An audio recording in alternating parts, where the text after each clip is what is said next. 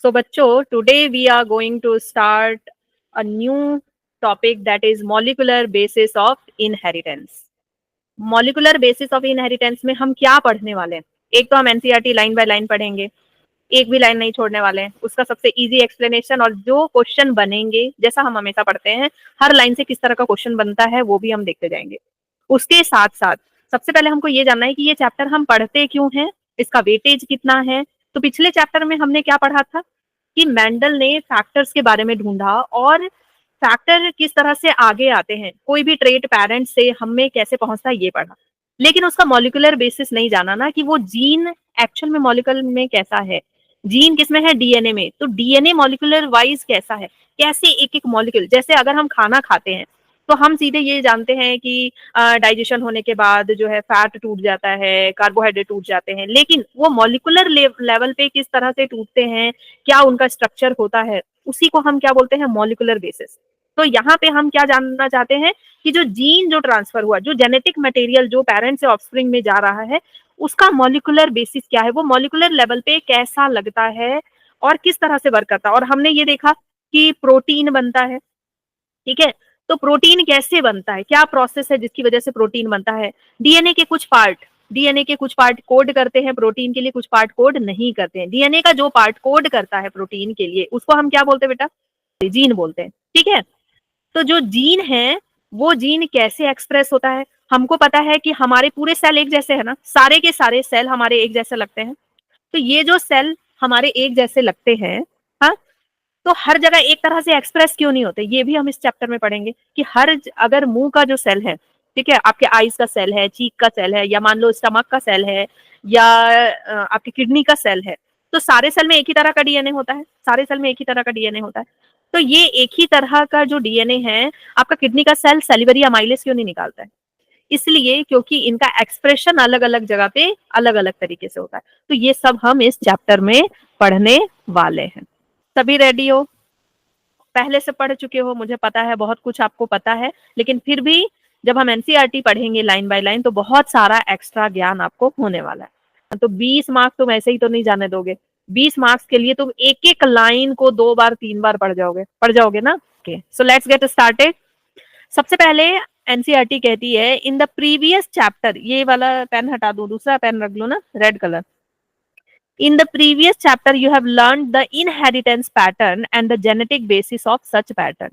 Previous chapter में हमने क्या पढ़ा कि inheritance कैसे होता है और उसका genetic basis क्या है। At the time of Mendel, the nature of those factors, उस समय हम क्या जानते थे? जीन को factors. Regulating the pattern of inheritance was not clear. उस समय हमको फैक्टर के बारे में बहुत कुछ अच्छे से पता नहीं था। और सबसे मजेदार बात, इस चैप्टर में मैं आपको अभी क्या बताने वाली हूँ? डीएनए की हिस्ट्री, है ना, किस तरह से डीएनए की खोज हुई थी, और बड़ी मजेदार, मतलब मिस्टीरियस हिस्ट्री है उसकी, कहानी जो है ना वो बहुत मजेदार है। तो हमें पहले ना मेंडल के टाइम में पता नहीं था कि जीन क्या है नहीं है, ये सब कुछ क्लियर नहीं था कि कौन सी चीज ट्रांसफर हो रही है, वो बहुत अच्छे से क्लियर नहीं था। Over the next 100 year the nature of the putative genetic material. बताओ ये प्यूटेटिव क्या होता है बेटा? नया वर्ड है ना? हाँ, प्यूटेटिव का मतलब होता है सपोज टू बी, मतलब कि जेनेटिक मटेरियल अभी हमको पता नहीं है, कुछ तो ट्रांसफर होता है। पिछले चैप्टर में पूरा आगे जब मॉर्गन वगैरह भी आए तो हमको अभी तक क्या पता था कि कुछ तो ट्रांसफर होता है, लेकिन एक्चुअली क्या ट्रांसफर होता है और कैसे ट्रांसफर होता है ये हमें नहीं पता था, है ना। सो प्यूटेटिव मतलब सपोज टू बी, कि हम अभी मान रहे हैं कि हो सकता है प्रोटीन ट्रांसफर होता है, हो सकता है आरएनए ट्रांसफर होता है, या हो सकता है कि डीएनए ट्रांसफर होता है। तो यही तीनों को क्यों एज्यूम किया, कोई बता सकता है? क्यों नहीं कार्बोहाइड्रेट को सोचा और इन सबको क्यों नहीं सोचा? बताओ क्यों? क्योंकि ये पॉली पॉली चेन देख रहे थे, पॉलीपेप्टाइड, समझ गए, पॉलीन्यूक्लियोटाइड ये देख रहे थे। Was investigated culminating in realization that the DNA deoxyribonucleic acid is the genetic material। ठीक है, बाद में इन्वेस्टिगेशन हुआ, बाद में पता चला कि डीएनए जेनेटिक। बताओ, अभी सस्पेंस खोल दिया, क्या है क्या है बेकार। At least for the majority of the organism, majority of organism में क्या है? डीएनए ही जेनेटिक मटेरियल। अभी सस्पेंस नहीं खोलना चाहिए था ना एनसीईआरटी को। ठीक है, deoxy ribo nucleic acid DNA and RNA are two types of nucleic acid, हमको पता है, फाउंड इन लिविंग सिस्टम। तो यहां से आपको क्वेश्चन बनता है कि डीएनए और आरएनए, ठीक है, लिविंग सिस्टम में दो तरह के जो न्यूक्लिक एसिड है, कौन कौन से हैं? डीएनए है और आरएनए है। DNA acts as the genetic material. यहां से दूसरा क्वेश्चन बनता है कि most of the living organism में कौन जेनेटिक मटेरियल होता है बेटा? डीएनए जेनेटिक मटेरियल होता है, ठीक है। क्या आपका जो वायरस है उसमें डीएनए जेनेटिक मटेरियल होता है? हमें मारेंगे। हाँ, वायरस इसमें में नहीं क्या होता होता है, है? बैक्टीरियो किस फाज में। वायरस? होगा पर आरएनए होगा। बैक्टीरियोफाज में क्या होता है? डीएनए होता है ना, बैक्टीरियोफाज में डीएनए होता है, पढ़ा है ना आप लोगों ने। आरएनए दो it also act as a genetic material, RNA भी जेनेटिक मटेरियल की तरह काम करता है इन सम वायरसेस। जैसे कौन सा? टोबैको मोजाइक वायरस में क्या होता है? आरएनए या डीएनए? है ना। और आपका जो कोविड कोविड वायरस था उसमें भी क्या था? आरएनए ही था। Mostly function as a messenger, लेकिन आरएनए जेनेटिक मटेरियल कहीं कहीं पर किसी किसी वायरस में होता है, लेकिन इसका मेन काम क्या होता है? मैसेंजर की तरह। पढ़ चुके हो तुम लोग, जब ट्रांसक्रिप्शन ट्रांसलेशन होता है तो ये क्या करता है? मैसेंजर की तरह काम करता है, मैसेज लेकर के आता है। जैसे एक केमिस्ट जो है मैसेज लेकर के आता है डॉक्टर के पास से। RNA has additional role as well as, RNA का एडिशनल रोल भी होता है एंजाइम वगैरह बनाने में। It function as a adapter की तरह काम करता है, adapteral structure. In some cases as a catalytic molecule, जो राइबोजाइम, कैटालिटिक मॉलिक्यूल का एग्जांपल क्या हो गया बेटा? राइबोजाइम, जानते हो ना राइबोजाइम, ठीक है। ये हम ऑलरेडी पढ़ चुके हैं, structure of nucleotide and this and all, वही सब दिया हुआ है। In this chapter we are going to discuss the structure of DNA, its replication, the process of making RNA from DNA, DNA से आरएनए कैसे बनता है, the genetic code to determine, जो अभी मैंने बताया वही सब इसमें दिया हुआ है कि हम क्या क्या पढ़ने वाले हैं। तो इंट्रोडक्शन पार्ट था, तो मेन पार्ट आपका स्टार्ट हो जाता है यहां से, द डीएनए। डीएनए डीएनए क्या होता है? Long polymer of deoxy ribo nucleotides. DNA का जो स्ट्रक्चर है, इसमें ये कौन सा सुगर है बेटा? पेंटोज है या हेक्सोज है? पेंटोज है। ठीक है, पेंटोज सुगर।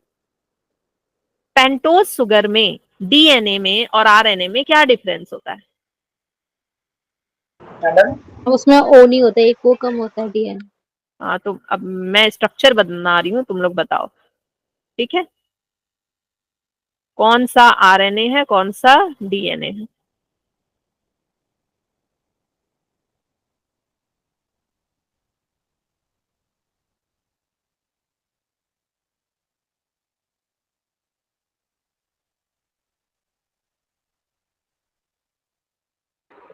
ये फर्स्ट वाला आरएनए है, फर्स्ट सेकंड वाला वाला डीएनए।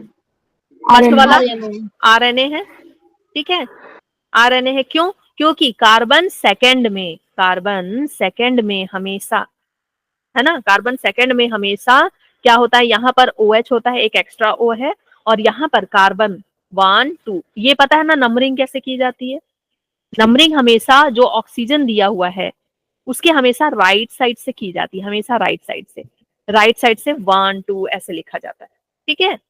यहाँ पे CH2OH। तो कार्बन टू में 1 ऑक्सीजन इज लेस, एक ऑक्सीजन यहाँ पर कम है, तो इसीलिए इसको हम क्या बोल रहे हैं? डीऑक्सी राइबोस बोल रहे हैं, और इसको हम क्या बोल रहे हैं? राइबोस, ठीक है।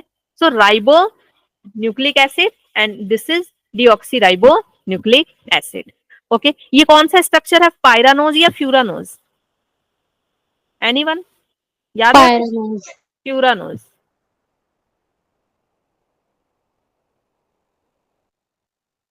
ठीक है। नेक्स्ट,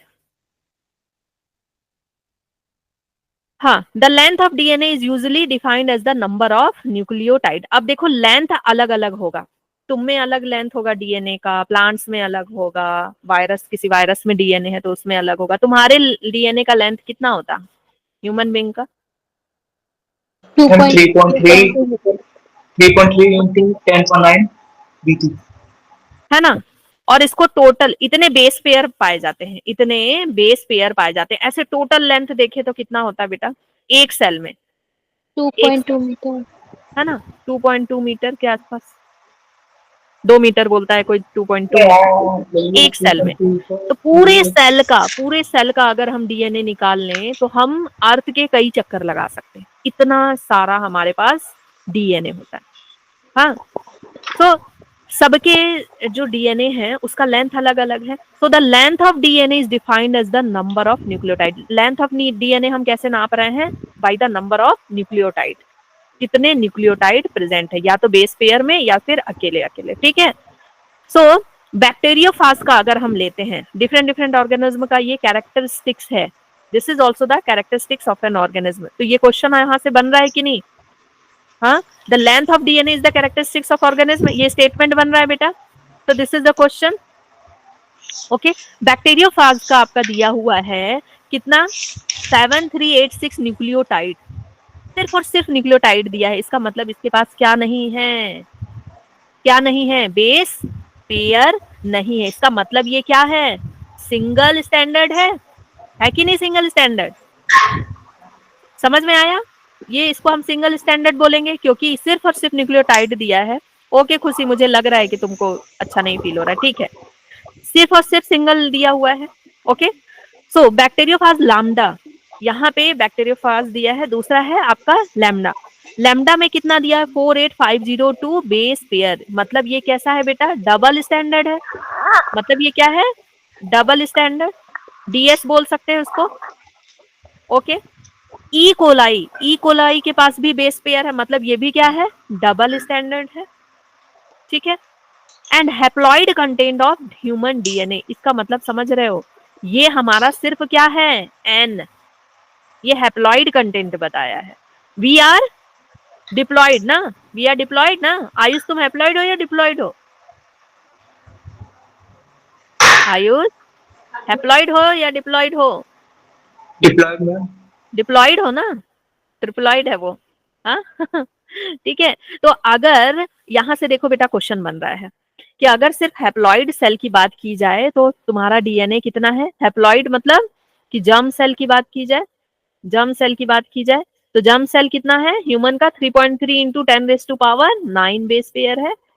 और अगर नॉर्मल सेल की बात की जाए, हम लोग 2n है, नॉर्मल सेल की बात मतलब बॉडी सेल या सोमा सेल, सोमैटिक सेल, तो कितना होगा? कैसे निकालोगे? 3.3 into 10⁻⁹ into multiply 2। 2 base pair.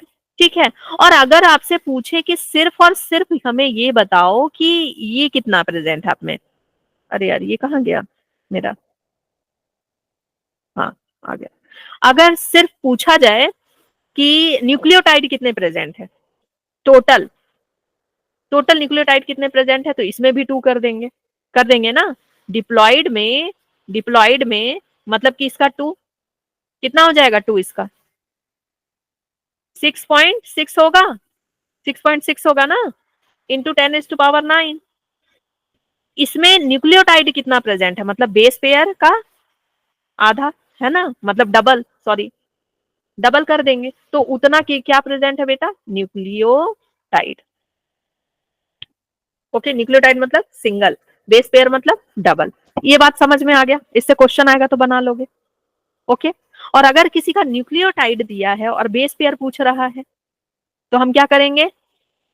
Nucleotide दिया हुआ है और बेस पेयर पूछ रहा है तो क्या करोगे? डिवाइड करोगे ना 2 से। बहुत सारा न्यूक्लियोटाइड दिया हुआ है, ये इसका न्यूक्लियोटाइड हमारा दिया हुआ होगा और बेस पेयर पूछेगा। बेस पेयर मतलब कम हो जाना ना, है ना, पेयर में आ जाना। अगर तुमसे सिंपल सा बात है कि मान लो मैं बोल रही हूँ कि तुम्हारे पास 10 मौजे हैं, ठीक है, तो पेयर में कितने मौजे हुए? डिवाइड कर दोगे 2 से, 5 हो जाएगा। समझ गए ना? तो वैसे ही कोई चीज न्यूक्लियोटाइड में दिया है, पेयर में पूछोगे तो डिवाइड कर देंगे 2 से। ओके, और बेस पेयर में दिया है, न्यूक्लियोटाइड पूछ रहा है मतलब कि इंटू 2 कर देंगे। क्लियर हो गया? Okay, now history of DNA discovery, very very important और अच्छा भी है, ये जानना चाहिए थोड़ा सा, तो मैं थोड़ा सा एक्स्ट्रा कुछ बताऊंगी आप लोगों को। सो हिस्ट्री कैसे शुरू हुई थी? सबसे पहले एक बार जो फ्रेडरिक मिसर, नाम के साइंटिस्ट थे। 1869 की बात है। फ्रेडरिक मिसर ना क्या कर रहे थे, एक पेशेंट था, एक पेशेंट ने उसको चोट लगी हुई थी, तो उसने अपना ना बैंडेज खोल करके यूं ऐसे फेंका हुआ था। तो उन्होंने उसका बैंडेज लिया, उसके बैंडेज में व्हाइट ब्लड सेल थे। जैसे कहीं घाव होता है, वुंड होता है, तो अगर निकालते हैं तो उसमें कुछ डब्ल्यूबीसी तो होंगे, है ना। तो अब तुमको लगेगा कि मैम वैसे क्यों लिया, डायरेक्ट उसका ब्लड क्यों नहीं ले लिया, क्योंकि पहले किसी का ब्लड लेना मतलब कि भाई जादू टोना करने वाला है, क्या करने, इस तरह की मेंटलिटी होती थी ना उस समय पे, 18 के दशक पे, है ना। तो उन्होंने क्या किया कि भाई उनको तो देखना था कि क्या प्रेजेंट होता है, तो उन्होंने क्या किया कि उंड वाला वो बैंडेज लिया, और फिर अब बोलोगे बैंडेज भी नहीं मिलता होगा, भाई जो भी लगा था उसमें, ठीक है, पट्टी वट्टी ली, तो उसको फिर माइक्रोस्कोप के नीचे देखा, तो उनको ना कुछ सेल के अंदर कुछ दिखा, न्यूक्लियस के अंदर, ठीक है, तो न्यूक्लियस के अंदर कुछ दिखा, तो उन्होंने क्या बोला, वो देखने तो गए थे डब्ल्यूबीसी, लेकिन उनको ना न्यूक्लियस के अंदर कुछ स्ट्रक्चर दिखाई दिया, तो उन्होंने क्या बोला उसको, न्यूक्लिन। क्योंकि न्यूक्लियस के अंदर दिखाई दिया तो उन्होंने क्या बोला उसको, न्यूक्लिन। फिर उसके बाद ना एक साइंटिस्ट आए, ऑल्टमैन। कौन आए, ऑल्ट, पहले फ्रेडरिक आए, फिर उसके बाद कौन आए, ऑल्टमैन। ऑल्टमैन ने उनकी जो कहानी थी ना उसको ऑल्टर किया, बोला नहीं भाई, नहीं भाई, उसका नाम न्यूक्लिन नहीं है, वो ना थोड़ा एसिडिक बिहेवियर शो करता है, एंड मैंने उसको स्टेन करके देखा, वो इस एसिडिक बिहेवियर शो करता है, और उसमें ना फॉस्फेट है, तो उन्होंने क्या नाम दे दिया इसको, न्यूक्लिक एसिड, ठीक है। लेकिन पूरा स्ट्रक्चर वगैरह अभी इन लोग को नहीं पता है। उसके बाद उसके बाद फिर साइंटिस्ट कौन आई, Rosalind Rosalind Franklin Franklin Rosalind Franklin ना बहुत होशियार थी। 1951 में 1951 में इन्होंने एक्सरे क्रिस्टलोग्राफी, एक्सरे क्रिस्टलाइजेशन बोलो तो, एक्सरे क्रिस्टलाइजेशन का यूज करके या एक्सरे डिफ्रैक्शन का यूज करके किसका स्ट्रक्चर निकाला था, डीएनए का, ठीक है, डीएनए का स्ट्रक्चर निकाला। उसको एक नाम भी दिया गया था, वो नाम मुझे याद नहीं आ रहा है, एक्सरे का ना उस पिक्चर को एक पर्टिकुलर नाम दिया गया था। तो सबसे पहले उन्होंने बहुत मेहनत की, और वो एक्सरे के दिन रात एक्सरे के एक्सपोजर में रहने की वजह से, पता है इनको ये डीएनए का स्ट्रक्चर निकालने में कितने घंटे लगे थे, 300 आवर्स। 300 आवर्स लगे थे, कई अटेम्प्ट करने पड़े, और एक्सरे का जो बार बार जो एक्सपोजर उनकी बॉडी पे पड़ा उसकी वजह से ना उनको कैंसर तक हो गया था, और 38 की उम्र के आसपास उनकी डेथ हो गई थी, ठीक है। 19 मेरे को लग रहा है 58, हाँ 58 के आसपास उनकी डेथ हो गई थी। तो 300 घंटे तक उन्होंने वर्क किया और उन्होंने ये डीएनए का स्ट्रक्चर निकाला, हाँ, और डीएनए का स्ट्रक्चर निकाला इस तरह का था, ऐसे ऐसे डॉट डॉट करके, ऐसे ऐसे करके, ऐसा स्ट्रक्चर था। फिर इन्होंने मतलब सोचा कि अब मैं इसके बारे में पूरा स्टडी करूंगी और इसका पूरा जो मैथमेटिकल कैलकुलेशन करूंगी कि कितना मतलब बेस पेयर के बीच में कितना डिस्टेंस है, क्या क्या है एक्चुअली, किस तरह का स्ट्रक्चर है, न्यूक्लियोटाइड्स किस तरह से अरेंज है, सब मैं निकालूंगी। और इन्होंने वर्क करके 1953 में ये सब कुछ कैलकुलेट भी कर दिया, सब कुछ कैलकुलेट कर लिया। लेकिन इनके साथ क्या हुआ, इनका जो दोस्त था जो इनके साथ काम कर रहा था, उसने ना इनके काम को किसको जाके दे दिया, वॉटसन एंड क्रिक को दिखा दिया फोटो। वॉटसन एंड क्रिक भी इस पे काम कर रहे थे, और उस समय पता है लड़कियों का इस तरह से आगे आके और इस तरह से काम करना बहुत बड़ी बात होती थी। वॉटसन एंड क्रिक ने देखा कि यार ये लड़की होकर के इतना बढ़िया काम कर रही है, और उन्होंने क्या किया, फटाफट उन्होंने भी कैलकुलेशन कर दिया, और कैलकुलेशन करने के बाद वो भी कैलकुलेट कर लिए थे और ये भी कैलकुलेट कर लिए थे। मतलब कुछ बोलते हैं कि उन लोगों ने कैलकुलेट नहीं किया था, एक्चुअली पूरा का पूरा उसका काम चुरा लिया था, लेकिन कुछ कहते हैं, कुछ बुक में ये ऐसा दिया है कि उन्होंने भी कैलकुलेट किया, इधर इसने भी कैलकुलेट कर दिया, लेकिन मेन जो वर्क था वो एक्सरे क्रिस्टलाइजेशन का, ये सब किसने किया, रोजालिंड फ्रैंकलिन ने किया। तो इन्होंने पूरा मैं ये स्टोरी इसलिए बता रही हूँ कि थोड़ा सा इंटरेस्ट क्रिएट हो और थोड़ा मजा आएगा आप लोगों को, है ना, जानना चाहिए, हल्का फुल्का एक्स्ट्रा भी जान लो।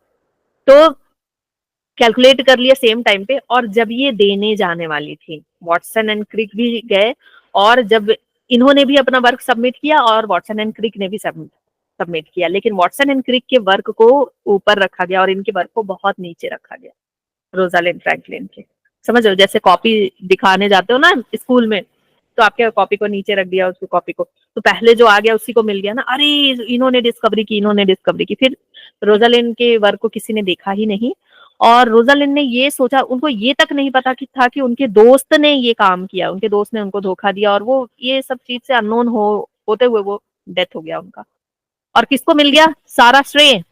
James Watson and Francis Crick को। समझ गए?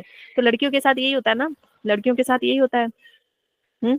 तो based on x-ray diffraction data produced by the, ये देखो यहाँ पे थोड़ा सा नाम दिया हुआ है, ठीक है, data produce by the Morris, ये यही था मॉरिस जो है ना, विल्किन, यही मक्कार था Morris Wilkin.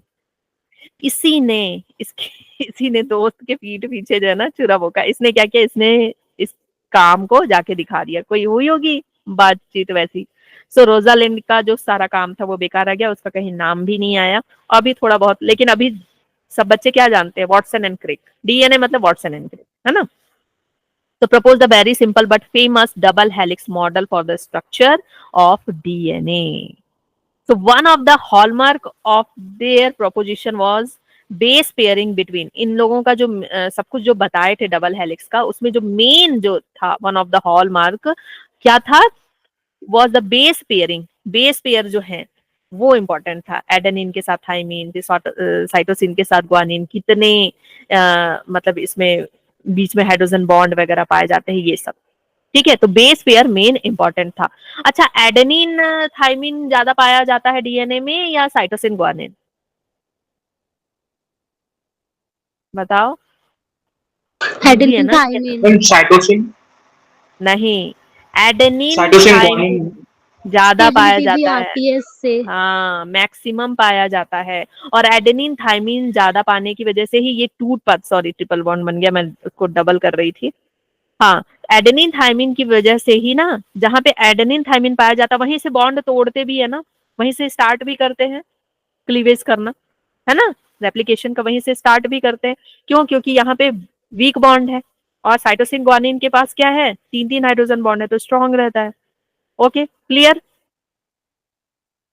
So, however, this proposition was also based on the observation of Erwin Chargaff. Chargaff के बारे में जानते हो, ठीक है, जो इन्होंने प्रोपोजिशन दिया वो किसके ऊपर भी बेस्ड है, एरविन चारगाफ के जो रूल्स है ना, कि adenine is equal to thymine and cytosine is equal to guanine.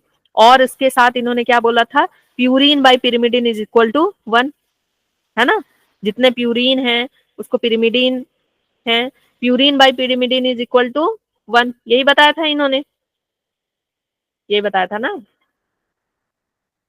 Pyrimidine is equal to 1, मतलब कि A plus G by C plus T is equal to 1 होता है।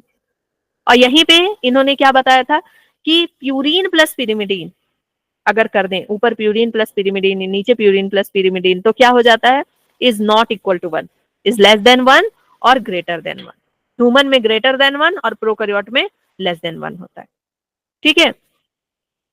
तो इन्होंने यही बताया था, the ratio between adenine and thymine and guanine and cytosine are constant and equal 1, ठीक है। प्यूरिन पिरिमिडिन, सही बोल रही हूँ ना? चलो नेक्स्ट नेक्स्ट, चलो अब हम पढ़ते हैं डीएनए। डीएनए किससे मिलके बना होता है, न्यूक्लियोटाइड से, बहुत सारे न्यूक्लियोटाइड से मिलकर बना होता है। और न्यूक्लियोटाइड्स को हम कैसे ले सकते हैं कि बहुत सारे लड्डू, बहुत सारे लड्डू, है ना, बहुत सारे न्यूक्लियोटाइड्स मिलकर के क्या बनाते हैं, डीएनए बनाते हैं। अब क्वेश्चन ये आता है कि इन न्यूक्लियोटाइड्स में क्या होता है, इन न्यूक्लियोटाइड्स के अंदर क्या होता है, क्या क्या चीज होता है बेटा न्यूक्लियोटाइड्स में, फटाफट बोलते जाओ, तुम लोग को तो सब पता है। शुगर है और फॉस्फेट और बेस, ठीक है, फॉस्फेट है और base, nitrogenous base. Nitrogen base कितने तरह के होते हैं, प्यूरिन और पिरिमिडिन, पिरिमिडिन, ठीक है, पिरिमिडिन। प्यूरिन में क्या क्या आ जाएगा, क्या प्योर है, एडेनिन ग्वानिन, आलू गोभी, है ना, एडेनिन ग्वानिन। और इनको क्या करेंगे, हम कट करेंगे। कट ठीक है, साइटोसिन और थाइमिन। हाँ ओके। शुगर कौन कौन सा होता है, राइबोस, पेंटोस, राइबोज और डीऑक्सी डीऑक्साइड। राइबोस। ठीक है, लेकिन हम डीएनए की बात कर रहे हैं तो हम राइबोस नहीं लिखेंगे, हम सीधे क्या लिखेंगे, डीऑक्सी राइबोस, सीधे डीऑक्सी राइबोस लिखते हैं। ठीक है, डीऑक्सी राइबोस, फॉस्फेट प्रेजेंट है हमारे पास, है ना। चलो, ये उसी तरह से है जैसे हम लड्डू बनाते हैं ना, लड्डू में क्या डालते हैं, चीनी, और हम ये चीनी कैसा डाल रहे हैं, जो मीठा कम है, डीऑक्सी राइबोस है। और साथ में क्या डालते हैं, बेसन वगैरह डालते हैं, और क्या डालते हैं, फॉस्फेट इज लाइक ऊपर से हम जो वो चांदी का वर्क वगैरह डालते हैं ना, चांदी ड्राई का वर्क, फ्रूट है ना, वगैरह। वैसा है। ठीक है, तो चांदी के वर्क की तरह है हमारा फॉस्फेट।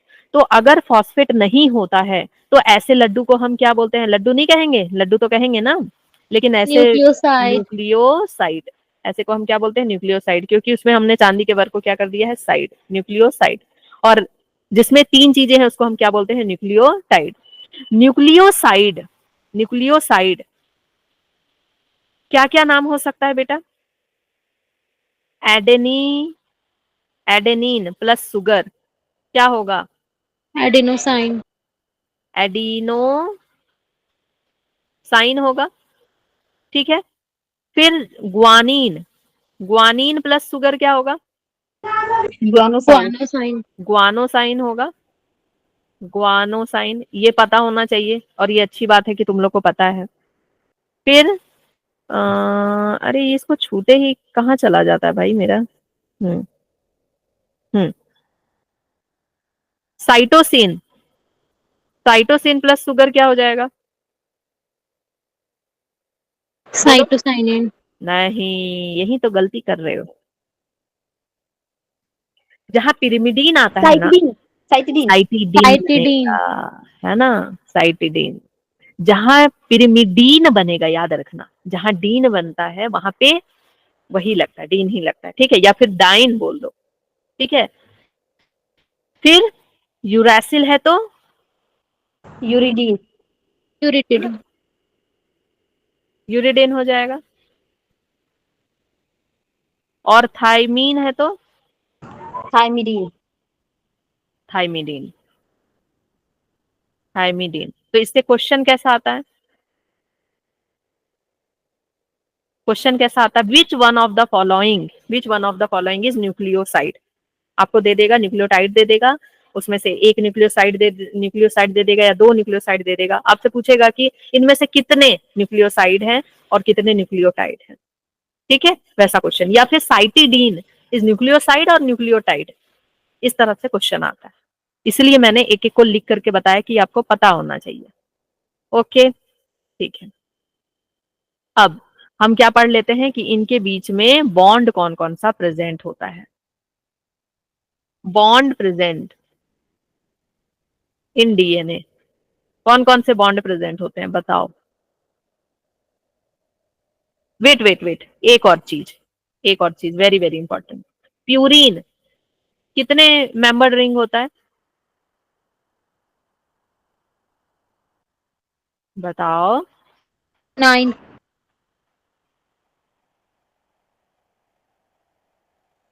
ऐसा होता है प्यूरिन, ऐसा होता है ना प्यूरिन, है ना। और प्यूरिन में कहां कहां पर नाइट्रोजन पाए जाते हैं बेटा, कौन कौन से प्लेस पे नाइट्रोजन पाया जाता है, 1 3 1 3 7 7 9। एंड 9। ठीक है, 1 3 7 9, this is bicyclic, this is bicyclic. And कहां कहां पे नाइट्रोजन प्रेजेंट होता है, 1 3 7 एंड 9 पे। ठीक है, और जो पिरिमिडीन होता है, पिरिमिडीन होता है, पिरिमिडीन नाम बड़े और दर्शन छोटे, ये क्या होता है, सिंगल साइकिल प्रेजेंट होता है इसमें, यूनिसाइक्लिक। और इसमें कहां कहां पर नाइट्रोजन प्रेजेंट होता है, एन प्रेजेंट एट, कहां कहां पर नाइट्रोजन प्रेजेंट होता है, 1 एंड 3 पोजीशन 5। पे।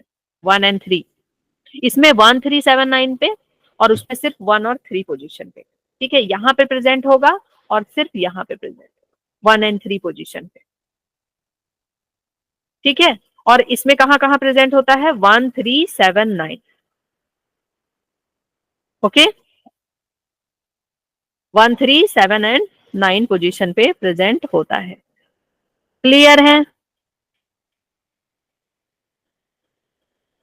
मैम ऑक्सीजन भी तो होता है ना वो। हाँ, ऑक्सीजन भी प्रेजेंट होता है।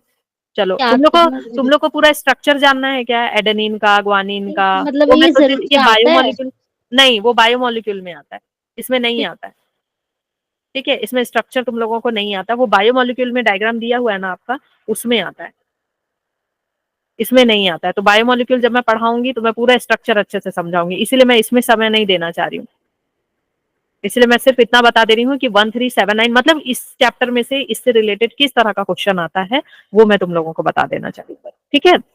अब हम क्या पढ़ रहे हैं, बेस के बॉन्ड के बारे में। बॉन्ड कौन कौन सा प्रेजेंट होता है, जल्दी जल्दी हम कवर कर लेते हैं, क्योंकि हम लोगों को पहले से ही पता है बॉन्ड कौन कौन सा प्रेजेंट होता है हमारे पास। सुगर है हमारे पास, और नाइट्रोजन बेस है, और क्या है, फॉस्फेट है, फॉस्फेट है, ठीक है। सबसे पहले डीएनए का जो बैकबोन है वो किससे बनता है बेटा, किससे बनता है? शुगर और फॉस्फेट से। सुगर और फॉस्फेट से, है ना। ये जो है हमारा किससे बनता है, सुगर और फॉस्फेट से। यहां पर हमारा होगा क्या, सुगर, ठीक है, यहां पर होगा हमारे पास सुगर, ये सुगर ऐसे प्रेजेंट है। यहां पर क्या प्रेजेंट होगा, फॉस्फेट, और यहां पर क्या प्रेजेंट होगा, बेस। नाइट्रोजन बेस, ठीक है। सो इन दोनों के बीच nitrogen base, bond between, bond between nitrogen base and sugar, nitrogen base and sugar कौन सा होगा bond, glyco, glycoside. Glycosidic, glycosidic bond, ठीक है। यहां पर कौन सा बॉन्ड होगा, ये नंबर 1 है दे दिए, ये नंबर 2 दे देते हैं। नंबर 2 है bond between, bond between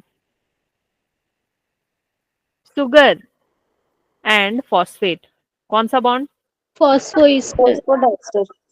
diester नहीं बेटा, फॉस्फोइस्टर, फॉस्फो ईस्टर, ठीक है, फॉस्फो ईस्टर बॉन्ड। अब यहां पर नाइट्रोजन बेस, एक नाइट्रोजन बेस दूसरे नाइट्रोजन बेस से जुड़ा हुआ है, यहां पर दूसरा नाइट्रोजन बेस है, ओके, यहाँ पे दूसरा नाइट्रोजन बेस है, और यहाँ पर दूसरा राइबोस है, और इसका यहाँ पर क्या है, फॉस्फेट लगा हुआ।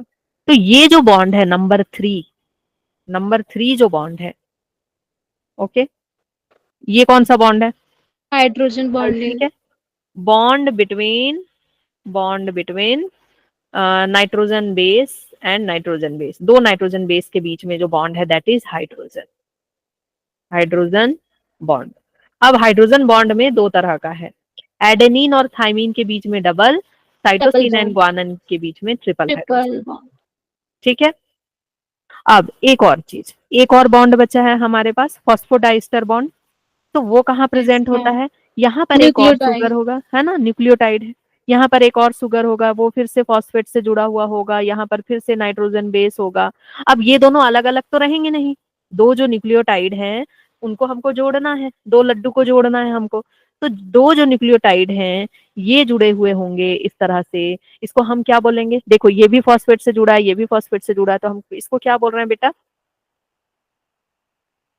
फॉस्फोडाइस। हाँ, bond between, bond between two nucleotide, nucleotides, कौन सा बॉन्ड है, फॉस्फोडाइस्टर, फॉस्फोडाइस्टर।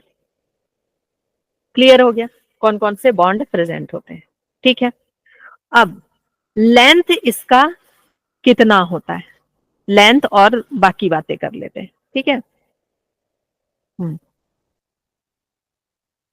एक और चीज, लेंथ कौन डिसाइड करता है? लेंथ हम सुगर और number of phosphate is decided by backbone. अब सीढ़ी का लेंथ कौन डिसाइड करेगा? मान लो सीढ़ी का बैकबोन अगर हम हटा देते हैं तो क्या उसके जो स्टेप्स हैं उससे डिसाइड हो जाएगा? नहीं होगा ना, है ना। वो स्टेप्स ऐसे ऐसे पास पास चिपके हुए भी तो लगे हुए हो सकते हैं। कौन डिसाइड करेगा? उसका बैकबोन। हम उसके बैकबोन को, सीढ़ी का जो दो लंबा सा खंबा खंबा रहता है, उससे हम डिसाइड कर सकते हैं ना कि सीढ़ी कितनी बड़ी होगी। तो लेंथ इज डिसाइडेड बाई, यहां से क्वेश्चन आता है, length is decided by backbone, backbone of DNA, backbone of DNA. और बैकबोन डीएनए का क्या है? सुगर और sugar plus phosphate. Phosphate, sugar of sugar phosphate. Plus phosphate, ठीक है, फॉस्फेट। तो यहाँ से क्वेश्चन आपका बनता है कि मैम स्टेटमेंट नाइट्रोजन, वाले क्वेश्चन बनते हैं यहाँ से। ठीक है, नाइट्रोजन बेस डिसाइड करता है या बैकबोन डिसाइड करता है, और बैकबोन कौन है? बैकबोन शुगर प्लस फॉस्फेट है या क्या है? ठीक है, इस तरह का क्वेश्चन आपका बनता है। नाउ नेक्स्ट, अब हम जानते हैं कि DNA is double helix, double helix and anti parallel, anti parallel होता है, ठीक है, ओके। आया था ना इस तरह का क्वेश्चन? तो जैसा क्वेश्चन आता है मैं वैसे ही पढ़ाऊंगी। एंटी पैरेलल होते हैं, एंटी पैरेलल समझ पाए हो? यस मैम, दोनों है की ना, पोलैरिटी अलग अलग। ठीक है। अरे मैंने इतने अच्छे से पढ़ाया है तुम लोगों को, कैसे ही कोई भूलेगा? क्यों? याद झूठ, है। झूठ कह रही हूँ, बताओ। No ma'am. इतने बढ़िया से मैंने एक एक चीज को पढ़ाया ना कि कोई नहीं भूल सकता। ओके, मैम हमें ध्यान है आपने लास्ट टाइम बोर्ड्स के टाइम्स की वीडियो डाली थी कौन सी? किसकी? मैम इसी चैप्टर की, एनसीईआरटी की। हाँ हाँ, इसकी एनसीईआरटी रीडिंग मैं करा चुकी हूँ, फालतू में पढ़ा रही हूँ वन तुम। शॉट कराया था आपने। हाँ, हमें वन फालतू शॉट कराया पढ़, था। हाँ, ठीक पर है। मैम दो टॉपिक तो बचे थे। हम क्या जानते हैं, 5' to 3' होता है। तो इस तरह से अगर हम जोड़ते जाएं तो हमारा क्या आ जाता है बेटा? 5' to 3' आ जाता है, ठीक है, 5' to 3' आ जाता है। ओके, इसका मतलब क्या है? इसका मतलब क्या है 5' to 3'? 5' to 3' का मतलब ये है कि अगर हम इसकी रीडिंग स्टार्ट करें शुगर की, तो ये ऑक्सीजन है, ये 1 2 3 4, यहाँ पर एक और होता है ना, CH2OH, 5 हाँ मैम। CH2OH होता है, ओके। हाँ, यहाँ पर आपका होता है CH2OH होता है, और आपका यहाँ पे क्या है? फॉस्फेट है बेटा। फॉस्फेट के पास एक H होता है, ये इसका OH होता है, इसका OH और एक H मिल करके क्या होगा? वाटर रिलीज, वाटर क्या हो जाएगा? रिलीज। मैंने बताया है कि जब भी बॉन्ड बनता है, दो पहाड़ वाली कहानी याद है? दो पहाड़ यस है, मैम, यहाँ नदी पर एक है। लड़का है, यहाँ पर एक लड़की है, दोनों एक दूसरे से प्रेम करते हैं लेकिन मिल नहीं सकते हैं, क्योंकि बीच में क्या है? बीच में इनके नदी है। और एक समय नदी क्या होती है? नदी सूख जाती है, और जब नदी सूख जाती है तो दोनों मिल जाते हैं, मतलब दोनों में बॉन्ड बन जाता है। तो बॉन्ड बनने के लिए क्या होना चाहिए? पानी को हटना पड़ेगा। तो यहाँ पर भी क्लियर नहीं दिख रहा होगा ना? मैं थोड़ा इसको क्लियर दिखाती हूँ अच्छे से कि यहाँ होता क्या है। ये बड़ा गंदा चल रहा है ये, है ना। यहाँ पर क्या होता है? OH CH2 ऐसे लिख सकते हैं, और फॉस्फेट में यहाँ पर क्या होता है? OH होता है। तो OH और O, है ना, H2O, H2O निकल जाते हैं बेटा, H2O निकल जाता तो इनके बीच क्या बन जाता है? एक बॉन्ड बन जाता है, ठीक है। इनके बीच में क्या बन जाता है? एक बॉन्ड बन जाता है, ओके। और जब भी वाटर निकलता है तभी कोई बॉन्ड बनता है, दोनों तरफ कोई ना कोई वाटर रिलीज होता है तभी बॉन्ड बनता है, इधर भी वाटर रिलीज होगा तो बॉन्ड बनेगा। एक और क्वेश्चन, मान लो नाइट्रोजन बेस में प्यूरीन है, ठीक है। नाइट्रोजन बेस में प्यूरीन है और यहाँ पे राइबोज शुगर है। तो वो किससे कनेक्ट होता है? राइबोज शुगर के कार्बन 1 से। कार्बन 1 और नाइट्रोजन बेस प्यूरीन है, तो क्या होगा? प्यूरीन के नाइट्रोजन 9 से जुड़ेगा। किससे जुड़ेगा? 9 से जुड़ता है। स्टेटमेंट में लिखे तो क्या लिख सकते हैं? Carbon 1 is attached to nitrogen 9 of purine, ठीक है, and carbon 1 is attached to nitrogen 1 of pyrimidine, ठीक है, क्लियर? ये इतना मोटा चल रहा है ना कि इतना भद्दा लग रहा है देखने में। और कार्बन 1 किसका? शुगर का, ठीक है, शुगर का कार्बन 1। तो यहां से क्वेश्चन बनता है कि कौन से वाले नाइट्रोजन से जुड़ता है प्यूरीन में, कौन से वाले नाइट्रोजन से जुड़ता है pyrimidine, ठीक है। तो ये डबल हेलिक्स है और एंटी पैरेलल है। एंटी पैरेलल का मतलब क्या होगा? एक तरफ 5 प्राइम टू 3 प्राइम चलेगा, तो दूसरी तरफ क्या चलेगा? 3 prime to 5 prime. Okay, so 5 prime का मतलब क्या हुआ? 1 2 3 4 और यहाँ कार्बन 5 है। कार्बन 5 में फॉस्फेट जुड़ा हुआ है और ये फॉस्फेट क्या है? अब फ्री है, वो किसी और से नहीं जुड़ा है। आगे किसी से जुड़ा है क्या? नहीं जुड़ा है। कोई भी सीढ़ी कहीं ना कहीं तो खत्म होगी। अब ये सीढ़ी यहाँ पर आगे किसी से नहीं जुड़ी है, तो इसको हम क्या बोल रहे हैं? 5 प्राइम। नीचे वाले को क्या बोल रहे हैं? खत्म हो गई, तो 3 प्राइम। ऐसे ही इधर वाले में बेटा ये ऑक्सीजन है, तो हम जानते हैं कि हम हमेशा किधर से रीडिंग करते हैं? राइट साइड से, है ना। तो ये 1 होगा, ये 2 होगा और ये 3 होगा। यहाँ कार्बन 3 में कौन लगा है? फॉस्फेट लगा है, और ये फॉस्फेट क्या है? ये फॉस्फेट क्या है? फ्री है। तो कार्बन 3 में फॉस्फेट लगा है, इसलिए ये क्या है? 3 प्राइम है और नीचे वाला क्या होगा? 5 प्राइम। ठीक है, ये क्लियर हो गया? ओके, है ना। तो इसी तरह से चलता जाएगा। और नीचे 3 प्राइम क्यों हो गया मैम? नीचे 3 प्राइम, ये ऑक्सीजन है, ये 1 2 3, लास्ट वाला जो होगा ये 3 वाला फ्री होगा। लास्ट में ये 3 जो है ये फ्री रहेगा। ये किसी से भी, देखो यहाँ पर ये जुड़ा हुआ है ना, यहाँ पर ये जुड़ा है, लेकिन लास्ट वाला तो किसी से नहीं जुड़ेगा ना, ये फ्री हो गया। तो ये क्या हो गया आपका? 3 प्राइम कहला गया।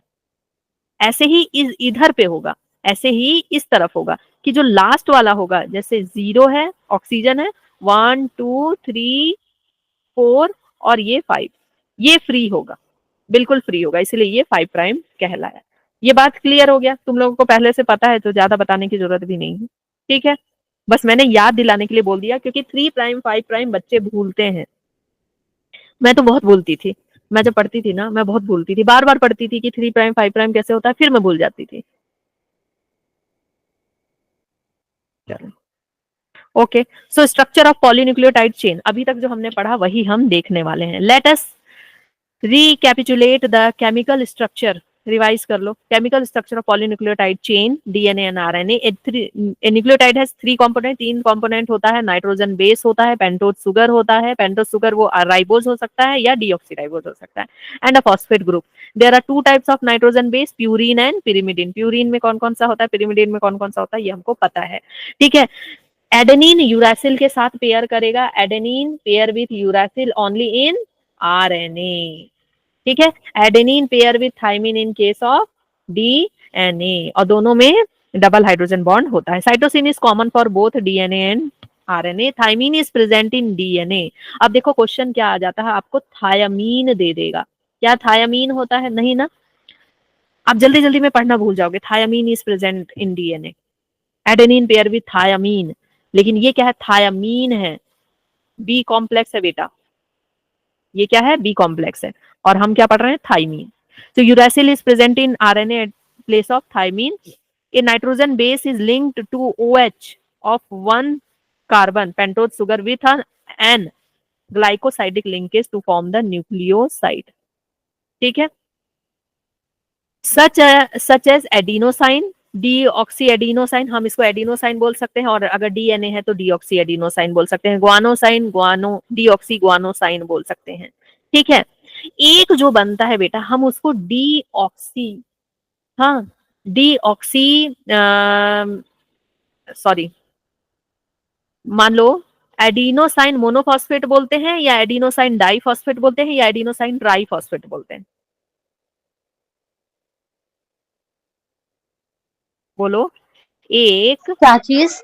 देखो, एक जो ये आपका पूरा न्यूक्लियोटाइड है, ठीक है, जिसमें कि आपका पेंटोज शुगर है, सॉरी फॉस्फेट है, राइबोज है, डीऑक्सी राइबोज है, और यहाँ पर नाइट्रोजन बेस है, ठीक है, नाइट्रोजन बेस है। इसको हम मान लो एडेनिन है, यहाँ पे प्रेजेंट एडेनिन है, तो हम इसको एडिनोसाइन मोनोफॉस्फेट बोलेंगे, एडिनोसाइन डाइफॉस्फेट बोलेंगे, या एडिनोसाइन ट्राइफॉस्फेट बोलेंगे? Adenosine monophosphate.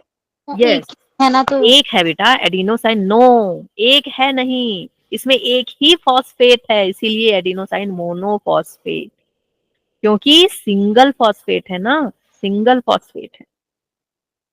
यही जो न्यूक्लियोटाइड आपके होते हैं एडिनोसाइन मोनोफॉस्फेट जो प्रेजेंट होते हैं, ये क्या करते हैं, ये जाते हैं और हाइड्रोजन लेते हैं।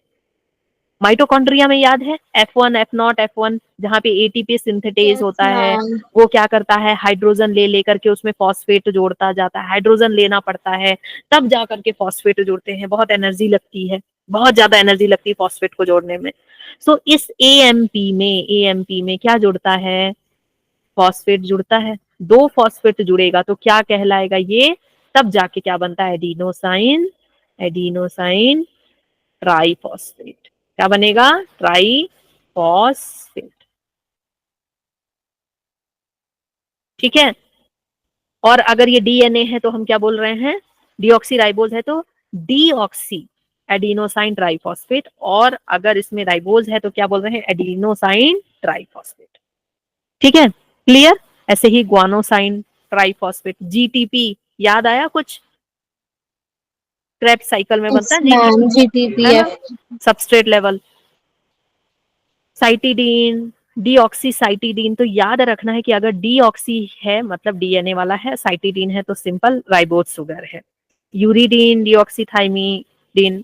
सो when a phosphate group is linked to OH of 5 carbon, ठीक है, फिफ्थ कार्बन, हमने क्या पढ़ा, ये जो हमारा कार्बन है इसके फिफ्थ कार्बन में CH2OH जो रहता है, ठीक है, इसके फिफ्थ कार्बन में हमारा when a phosphate is link to OH, इसका जो OH है ना, मैं इसको CH2OH लिख रही हूं, ऐसे लिखेंगे इस तरह से,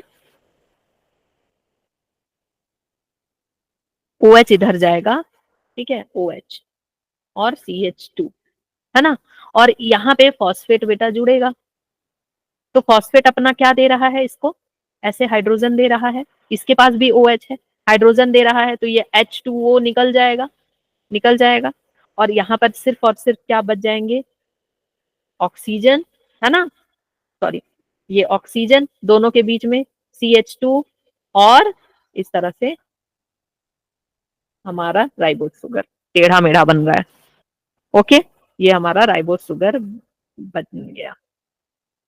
ये बहुत दिक्कत जा रही है इसमें बनाने में, ऐसे, ओके, ठीक है। तो इस तरह से हमारा बॉन्ड बन जाता है, क्योंकि वाटर यहाँ पर वाटर रिलीज हो गया,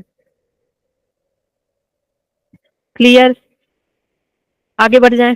देखो मैं एक एक चीज ना बहुत डिटेल में बता रही हूँ, अगर तुम लोगों को बोर लगे तो बताना कि मैम इतने डिटेल में मत बताओ, भगाओ, डिटेल में बताऊं, सही है, ठीक है। ये पिछले बार तुम लोग के 12th में आया था ना, ये वाला डायग्राम, बहुत बच्चे कंफ्यूज हो रहे थे, बहुत बच्चे कंफ्यूज हो रहे थे ना, ये वाला डायग्राम आ गया था तो हो गया बेटा। मैं वो प्राइम वाली जहाँ पे आपने प्राइम समझाया था एक प्राइम, बार, वो ये वाला, हो गया मैम। मैम एक और ऑप्शन याद है मुझे, ठीक है, कौन सा बेटा, ये प्राइम वाला। मैम सैम वाला। हाँ एक और। हाँ, क्या समझना है इसमें कि 5 प्राइम कैसे आया और 3 प्राइम कैसे आया। हाँ मैम एक और है। हाँ देखो, मैं भी भूलती थी, मुझे पता है, मैं तुम्हारी भावनाओं को समझ सकती हूँ, मैं भी ना काफी भूलती थी कि ऐसा क्यों होता है, और उस समय ना मैं इस तरह से समझ नहीं पाती थी चीजों को, भाई उस समय तो नेट वेट भी नहीं था। फिर जब आगे जाकर के जब कॉलेज में जब डिटेल में पढ़ा डीएनए को, तो हमारे तो फॉरेंसिक में तो डीएनए ही पूरा भरा हुआ था ना, तो जब डीएनए को बहुत ज्यादा डिटेल में पढ़ा तब जाके चीजें समझ में आई कि अच्छा ऐसे काम करती हैं, इसका स्ट्रक्चर जब पढ़ा तब समझ में आया। देखो बेटा, ये हमारा इस तरह से जुड़ा हुआ है, ठीक है, ये हमारा ऐसे जुड़ा हुआ। 5 प्राइम का मतलब है और 3 प्राइम का मतलब है कि कौन सा एंड फ्री है, डीएनए कहाँ पे खत्म हो गया, डीएनए कहाँ पे खत्म हो गया, डीएनए का जो ये जो स्ट्रक्चर है, ठीक है, डीएनए का ये जो स्ट्रक्चर है बेटा इस तरह से डबल हेलिक्स का, ठीक है, ऐसे इस तरह से डंडा प्रेजेंट होता है ना, सीढ़ी है, ये सीढ़ी है दोनों तरफ से, ओके, ये सीढ़ी है। अब इस सीढ़ी में कहीं तो सीढ़ी खत्म होगी बेटा, सीढ़ी कहीं तो खत्म होगी, यहाँ पर भी सीढ़ी कहीं तो खत्म होगी, खत्म होगी सीढ़ी कहीं तो कहाँ पे खत्म है, तो कौन सा प्राइम में फॉस्फेट फ्री है, तो यहाँ पर देखो, जब हम राइबोज शुगर को रखते हैं, राइबोज शुगर को, और हम जानते हैं राइबोज शुगर है ये सब, और हम जानते हैं कि रीडिंग कहाँ से स्टार्ट करते हैं बेटा, ये अगर ऑक्सीजन है तो रीडिंग किधर से स्टार्ट करते हैं, राइट साइड से, तो ये 1 हो गया, 2 हो गया, 3 हो गया, 4 हो गया, ठीक है, दिख रहा है, दिख रहा है 1 2 3 4, दिख रहा है ना, हाँ मैम ये दिख रहा है। 1, हाँ 1 2 3 4 है, और ये हो गया 5, यहाँ पे कार्बन 5 है। इस चीज को समझो कि ये राइबोज शुगर है, ठीक है, ये ऑक्सीजन है, ये 1 हो गया, ये कार्बन 2 हो गया, ये कार्बन 3 हो गया, ये कार्बन 4 हो गया, और यहीं पर एक और कार्बन लगा है जहां जिसमें क्या प्रेजेंट है, CH2OH, ठीक है, यहाँ पर ये कार्बन है, कार्बन है ना, कार्बन है ना, ठीक है, कार्बन है, यहाँ पे कार्बन प्रेजेंट, तो ये जो 5th नंबर कार्बन है, ये जो 5th नंबर कार्बन है, इस कार्बन से अटैच है कौन, इस कार्बन से अटैच है कौन, फॉस्फेट, ठीक है, इस कार्बन से अटैच है कौन, फॉस्फेट, और इस फॉस्फेट के पास भी OH प्रेजेंट है, ठीक है, यहाँ पर ये फॉस्फेट प्रेजेंट है, और ये फॉस्फेट क्या है, फ्री है, ये फॉस्फेट आगे किसी भी न्यूक्लियोटाइड से नहीं लगा है, this phosphate is free, yes I am free, I am not bonded with any of the nucleotide further, किसी भी न्यूक्लियोटाइड से आगे ये कनेक्टेड नहीं है, बिल्कुल फ्री है, तो इसीलिए हम इसको क्या बोल रहे हैं, 5 प्राइम, क्यों 5 प्राइम, बिकॉज ये कार्बन 5 पे प्रेजेंट है, कार्बन 5 पे प्रेजेंट है क्या, फॉस्फेट, कार्बन 5 पे क्या प्रेजेंट है बेटा, फॉस्फेट, क्लियर, और ये फ्री है, और इस तरफ ये 3 प्राइम क्यों है, इसलिए है क्योंकि ये ऑक्सीजन हो गया, ये 1 हो गया, ये 2 हो गया, ये 3 कार्बन हो गया, 3 कार्बन पे फॉस्फेट लगा हुआ है, और ये फॉस्फेट क्या बोल रहा है, यस आई एम फ्री, और ये किसी भी आगे फर्दर ऊपर न्यूक्लियोटाइड से नहीं लगा हुआ है।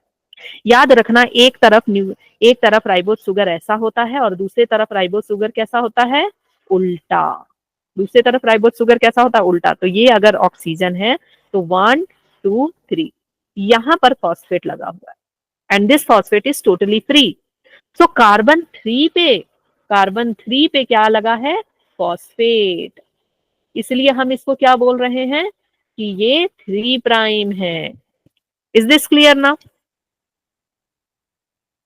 क्लियर हो गया है ना, ओके, इसलिए हम इसको क्या बोल रहे हैं कि ये कार्बन 3 है, 3 प्राइम है, क्योंकि यहाँ पे फॉस्फेट बिल्कुल फ्री है, ओके, फिर यहाँ पे देखो ऑक्सीजन है, 1 2 3 4 5, 5 पे तो ये फॉस्फेट लगा हुआ है, लेकिन इसका 3 प्राइम फ्री है, यहाँ पर कुछ नहीं लगा है, 3 प्राइम, यहाँ पर इसका, यहाँ पे 3 प्राइम पे क्या लगा हुआ होता है बेटा, OH लगा रहता है ना, और ये यहाँ पे फ्री है, यहाँ पे फर्दर ये फॉस्फोडाइस्टर बॉन्ड नहीं बना रहा है, कोई बॉन्ड नहीं बना रहा है, नो फॉस्फोडाइस्टर बॉन्ड, ठीक है, that's why this is called as 3 prime, क्योंकि इसका 3 प्राइम फ्री है, तो जो प्राइम फ्री है उसको हम क्या बोल रहे हैं, जो कार्बन फ्री है उसी को हम क्या बोल रहे हैं, वो उसका प्राइम है, क्योंकि ये जो है ना, इसको हम 1 prime 2 prime 3 prime 4 prime 5 prime पढ़ते हैं, कार्बन 1 कार्बन 2 नहीं पढ़ते, इसको क्या पढ़ते हैं, 1 प्राइम 2 प्राइम 3 प्राइम पढ़ते हैं, क्लियर हो गया,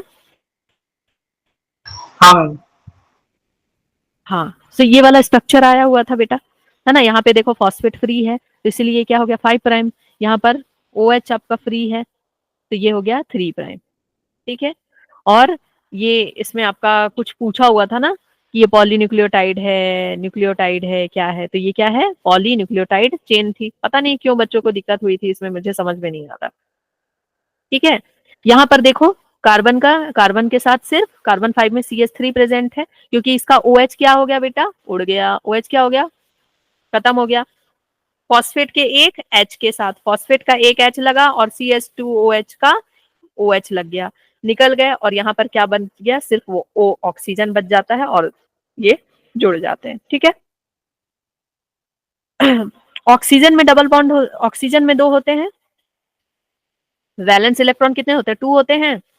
कार्बन के पास कितने बचते हैं, 2 हैं इधर, है ना, ये कंप्लीट कर लेता है इसके साथ। ऑक्सीजन को कितने चाहिए होते हैं, 2 चाहिए होते हैं ना एक्स्ट्रा, तो है ना, तो वो कार्बन से ले लेता है। समझ गए, इस तरह से बॉन्ड बनता है, तो आपको बॉन्ड कैसे बनता है पता होना चाहिए।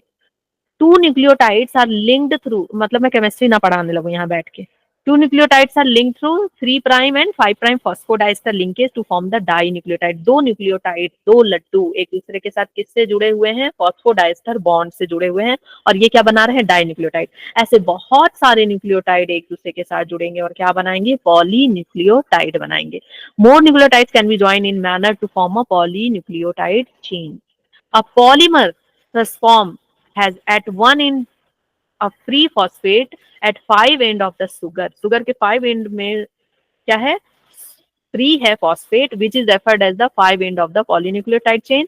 Similarly हमारा नीचे में क्या है, OH फ्री है, ठीक है, 3 कार्बन पे, तो हम इसको क्या बोल रहे हैं, 3 end is free, so 3 end of the polynucleotide chain. इसलिए मैंने पहले सब समझा दिया कि आप लोग को जब ये लाइन पढ़ते ना, पहले मैं पढ़ाती फिर मैं आप लोगों को स्ट्रक्चर बताती तो आप लोग काफी बोर फील करते। पहले पढ़ लो, फिर जो मैंने कुछ छोड़ा तो नहीं है वो देखते जाओ। ये सारी एनसीईआरटी की लाइन।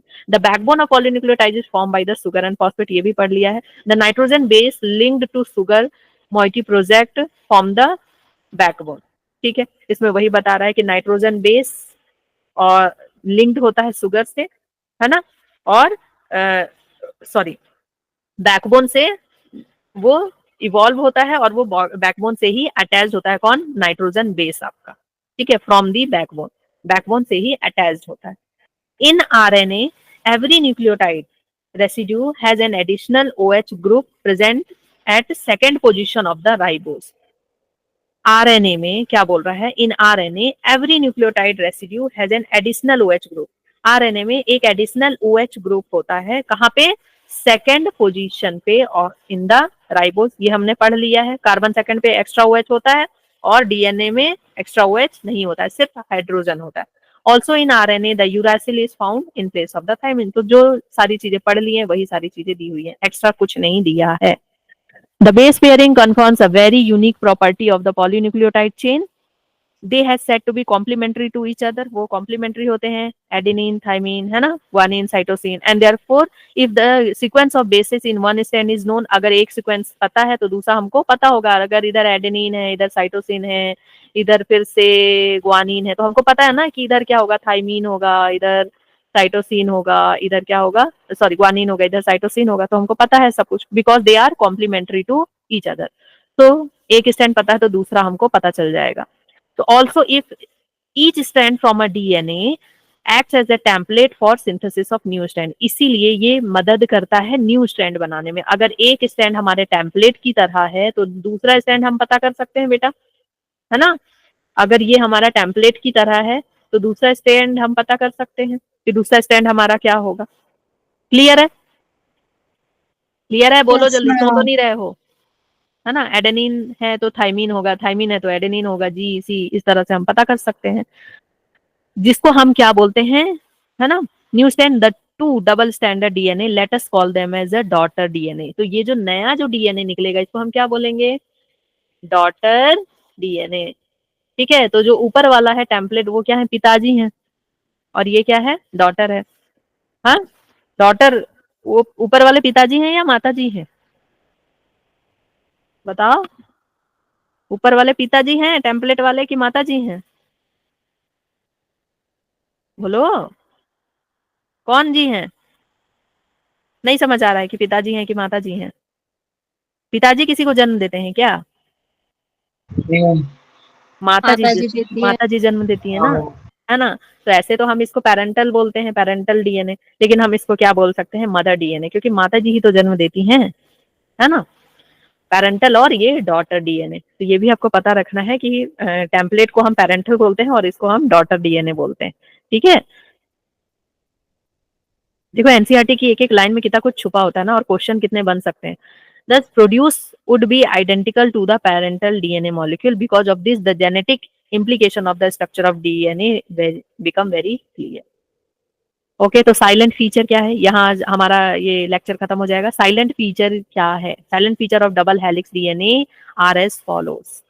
तो अब हम थोड़ा सा ये पढ़ लेते हैं इसका कि लेंथ वगैरह कैसा होता है, कितना होता है।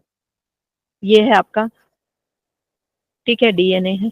इतना गंदा डीएनए मैम बनाओगे, अरे यार ये चल नहीं रहा है पेन, मैं क्या बोलूं।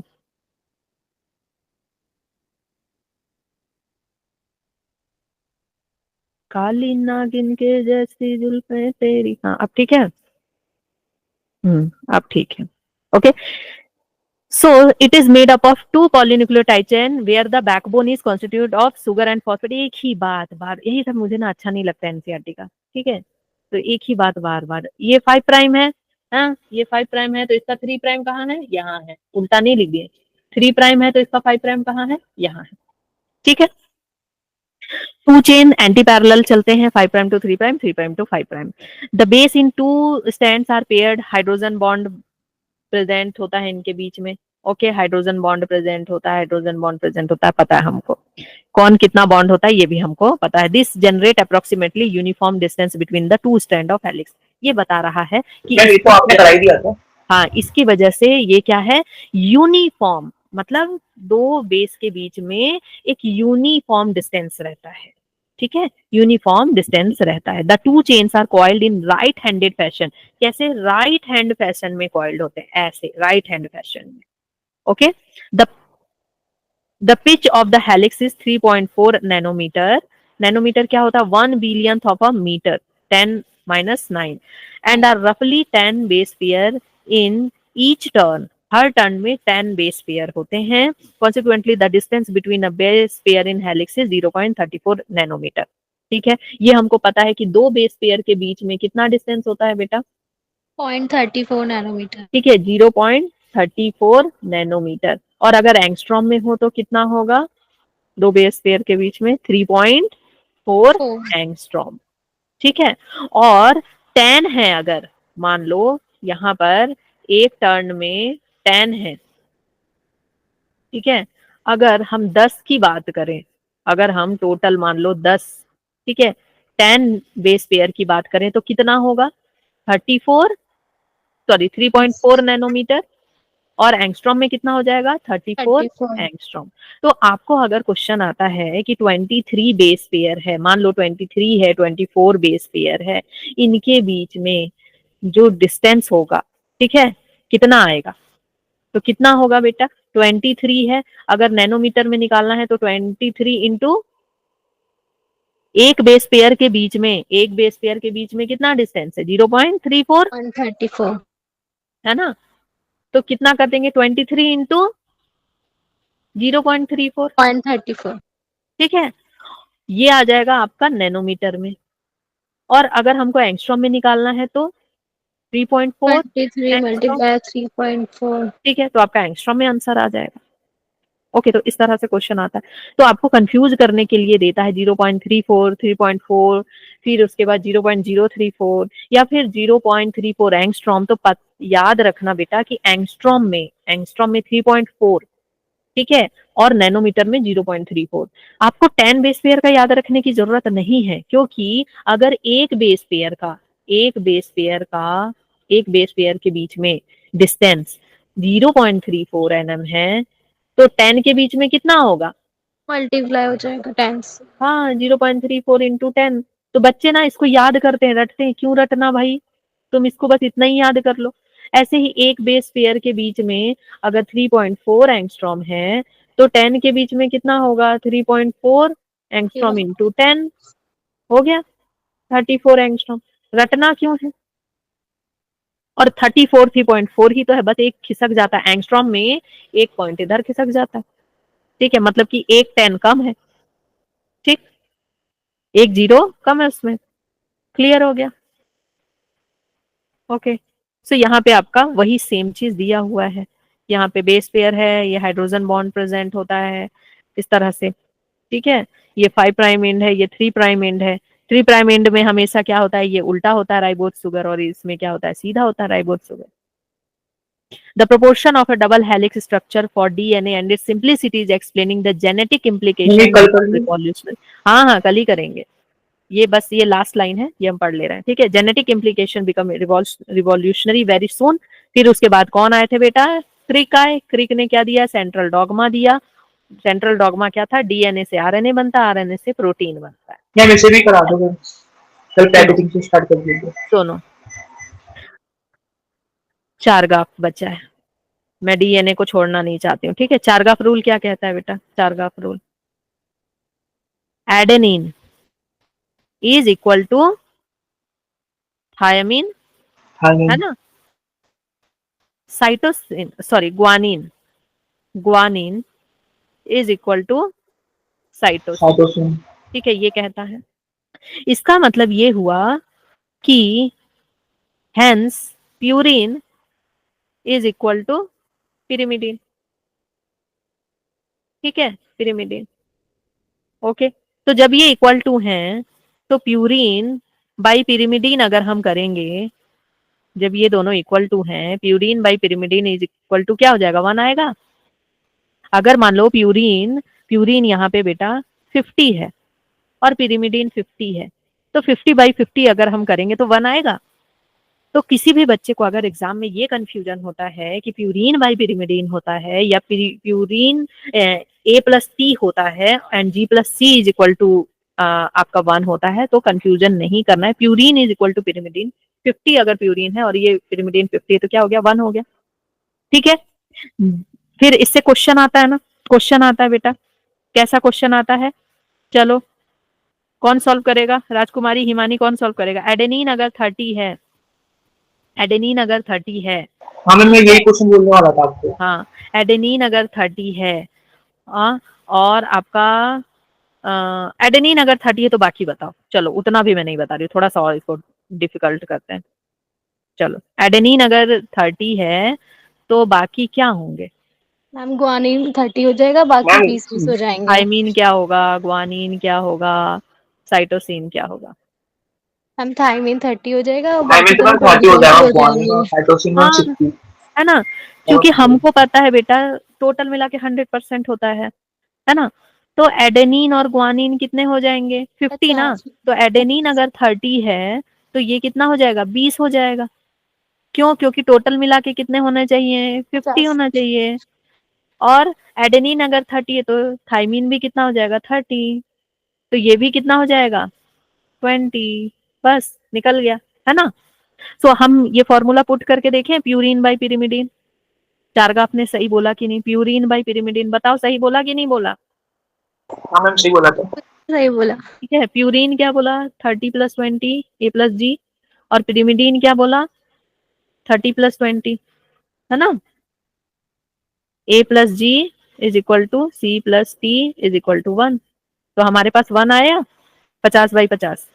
और क्या बोला था इन्होंने कि adenine plus thymine and guanine plus cytosine is not equal to 1। देखो तो एडेनिन और थाइमीन को करके 30+30 हो रहा है, ग्वानिन और साइटोसिन कितना हो रहा है, 20+20 हो रहा है, कितना आया, 60/40 इज नॉट इक्वल टू 1 ना।